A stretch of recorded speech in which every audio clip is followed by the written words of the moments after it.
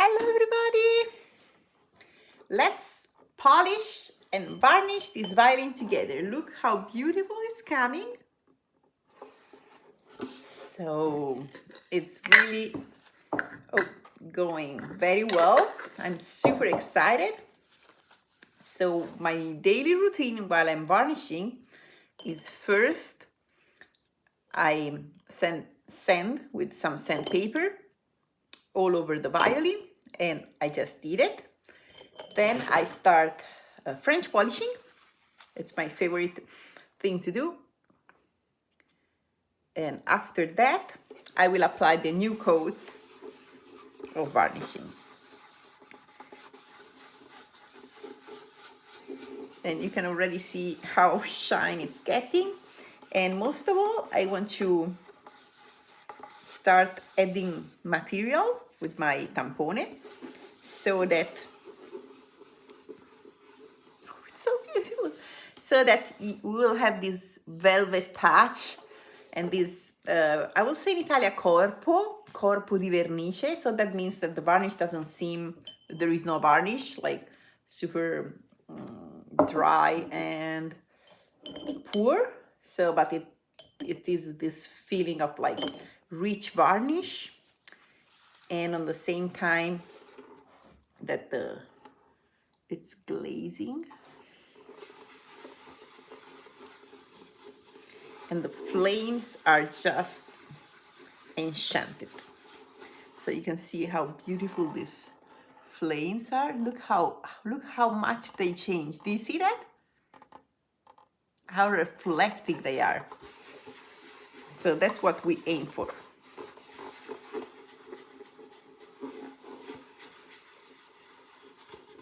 I will not do too much of antiquing on this violin because I think it's already super beautiful. So every instrument is different.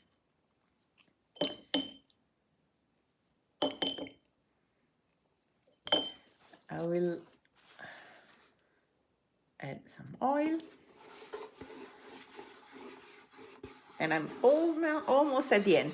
I go on the edges a lot because if you look at the old instruments, the edges are super smooth and round and like,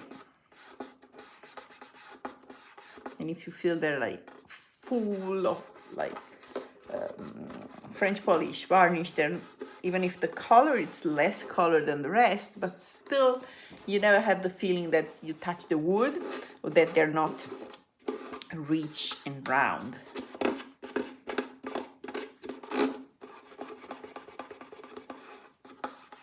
And the smell is amazing. So I learned French polishing in Florence 25 years ago, and I'm doing that since then. And it's really a game changer.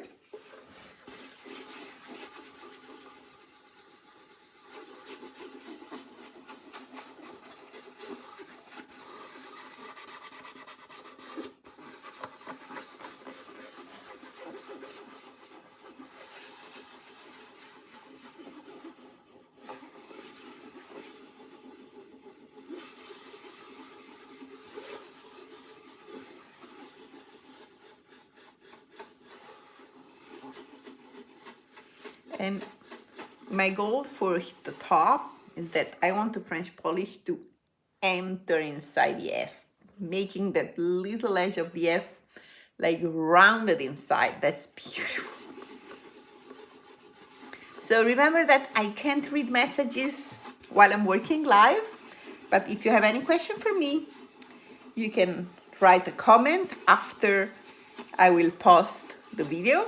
So now it's live. If you're watching that it's not live, then you can add a comment. I will see it. But if it's 9:50 p.m. on a Thursday evening at the end of January, then that means we're live now. I can see we are 7 people. That's a lot. I'm spending my Thursday evening with 7 of you. That's so good. Thanks for being here. If it's the first time that you are here while I'm French polishing this beautiful violin, I can introduce myself. So my name is Sofia Vettori, and I come from a violin making family. So all my family members are violin makers and have been violin makers. So my grandfather started the violin making tradition of my family in 1935 in Italy, in this little town in the middle, on the middle of the Apennine mountains. I always make mistakes when I talk. And he learned how to make violins first reading a book. Can you imagine, in 1935 in Italy, becoming a violin maker in this little town of like 2,000 people on the mountains? I think probably a day of walk from Florence up the mountain. And so he was a violinist and a violist. And he got passionate about how the violin was made. So then what he did, he opened his own violin and checked inside to see how is the violin made. There were no internet, there were no all the resources that we have now. And then he managed to start making violin and then get in touch with the violin makers of his time. And one of those is Primo Contavalli from Ibola, another town on the Emilia-Romagna side. And then he met Ornati. So he participated to an exhibition, and Giuseppe Ornati, that was a famous violin maker at that time, he saw his work and got very impressed. So he wanted to meet him, and then they met. And we have all the letters that they were sending each other. And I also have the varnishing recipe from Ornati. And can you imagine how long it will take to send a mail, and then got a mail back, a letter, and communication? Everything was just so much slower compared to our age, our times. And now I can share my French polish technique with all of you, all over the world, in diretta, live. This is amazing. This is amazing. And I can see how many of you are watching now. Only 2 likes? What's wrong with you? Come on. I'm sure you can be more generous. I'm sure you can add some like there. You can also let me know where you're looking from. And so then my grandfather passed the tradition and the passion for violin making to also his son and sons. One of his sons is my father, my father is still here, my grandfather no. And so my father passed his passion to me and my 2 brothers. And also my uncle is violin maker. So now, guess who I married? A violin maker. Oh, well, I can see messages even live. Hello, how are you? I'm watching from Australia. Well, what's your name from Australia? Good to hear that you're watching from Australia. This is amazing. If you want to write me your name, I can see.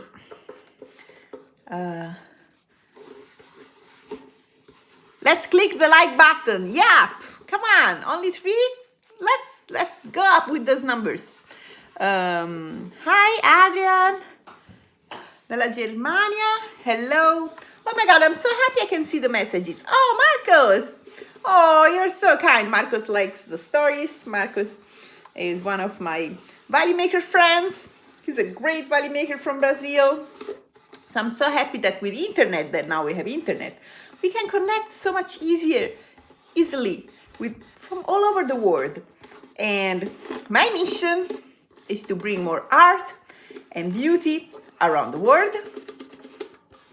So I am helping also other violin makers, how I'm helping them, sharing what I do, so that you can see, so that if you are like my grandfather and you live in the middle of a mountain or in another country or wherever, and you would love to learn some other person technique, experience, I am open to share, so that we can have more art and beauty all over around the world. So what I will do now, I will add some color. Some of this one color here. This one, it's a color that I like. So I will make my tampone. This one is called tampone. Little bit dirty, so that I can have, I made this part whiter. Do you say whiter? Lighter, whiter. So I send it, but now it's too much, so I want to add. So I will just make my tampone a little dirty, and then I will go on top here.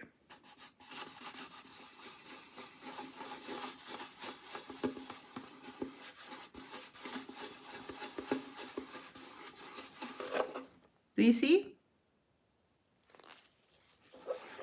So that's a little trick. Be careful, because you can make a mess. So like this part here, it's a little bit too white. So then I take my tampone, make a little dirty, tiny little bit dirty, and then I go here.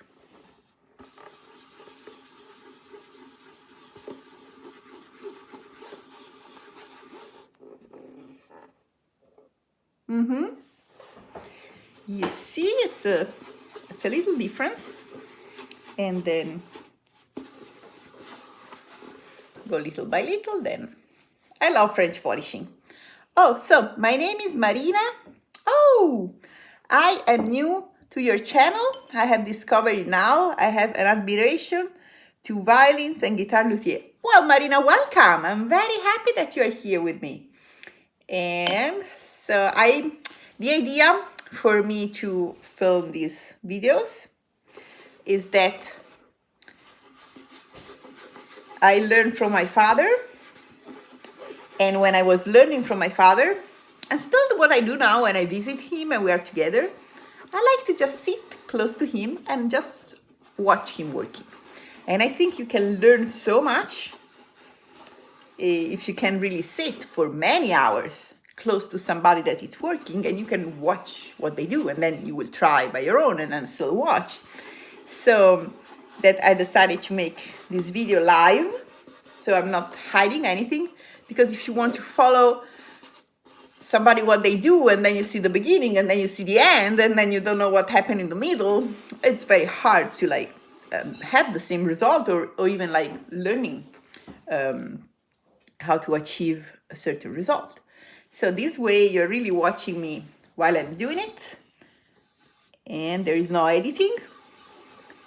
Also because I don't have time to edit. So I was like, you know what? I go live, so I don't have to edit anything. Just, that's what I do. And look how much beautiful is all that part now. Here that I add some of the brown color.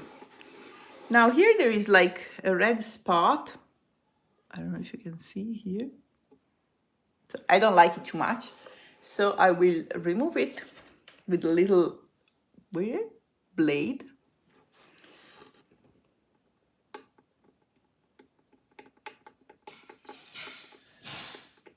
Okay, yep. Here also there is a spot I don't like too much. Okay, and here.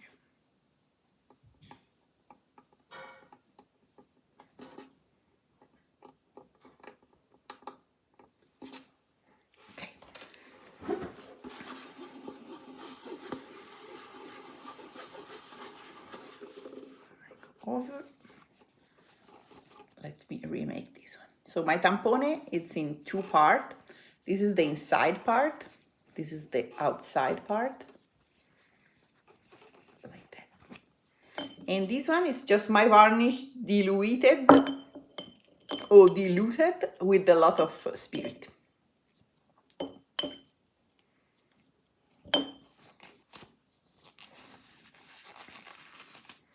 We want this to be very tight.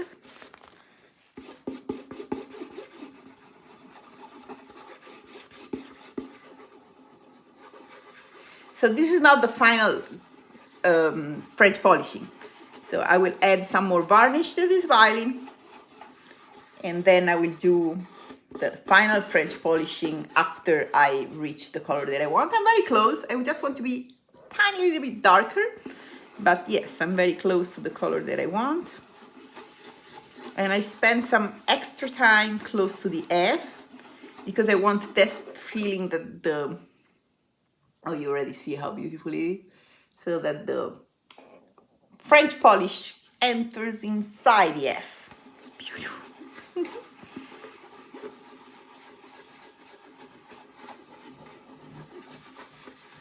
Takes hours and hours. So Adrian says, I'm new to this. What process is your new now working on? Okay, so that's a great question, Adrian. Now it's my favorite French polishing. Yes, so this is, in Italia we call lucidatura a tampone. So in English it's called French polish. I don't know why French, but I've learned from a German guy. So French polish, lucidatura tampone, I'm Italian, learned from a German guy. And this is a technique that has been used also for furniture.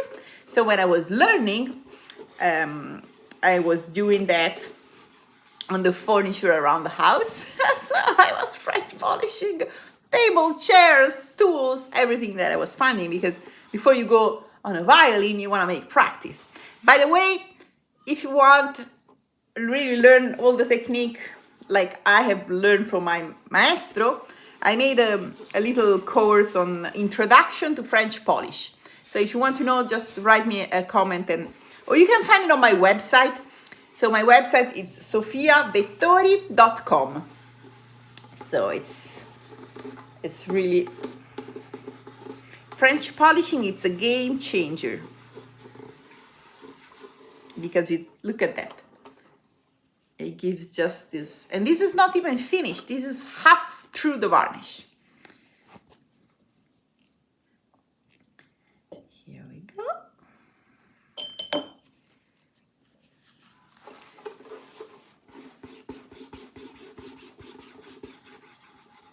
So this way, the way I do varnishing with the tampone in the middle, I make that, it's my method. So I arrived to this method like that because I want to have the varnish that looks thick and rich on the violin without adding too much coat of varnish. Because if you add, varnishing is so much important for the sound of the violin. If you add too much varnish on the violin, the sound will be like that. So you are muting the sound of the violin. We don't want that. And beside that, it's already a great reason to don't do it. The flames, you are covering the flames that will not, do you see how much they're flashing? You see the black gets white, the white gets black. So this is something that, and can you imagine this is a camera from an iPhone? If you look for real, the flames goes down deep into the violin. It's impressive. And if you add too much varnish on top, you will get like a foggy looking and the flames will be just covered. Oh, Bibi, my chief of happiness is here. Her name is Bibi. I think as a chief of happiness, she's saying, Mom, it's 10 p.m. Maybe it's time to go to bed or do something else besides working. So I think I need to listen to my chief of happiness. And I will leave you here. So thanks for being here with me. And I will do live almost every day. Different time, different hours, because it depends what task I'm doing that I think it's interesting to share. So, and that's also my freedom. I like to be free and I work whenever I want. So that means every day, but still whenever I want. So if you want to follow me, remember to like and subscribe, and I'll do all the YouTube thing. And I will answer the last question for Marina. How long does it take to make a violin? That's a great question. It depends. A couple of months, but I don't make only one violin at a time. I make more. And the best answer I can give you, Marina, is just if you follow me You will see, because I'm filming all the steps also on Instagram and Facebook, so that you can see with your eyes how long does it take to make a violin, and that's a great question. So Bibi, I'm coming. Un bacio a tutti. Grazie per essere stati qui con me. Ciao ciao. Like.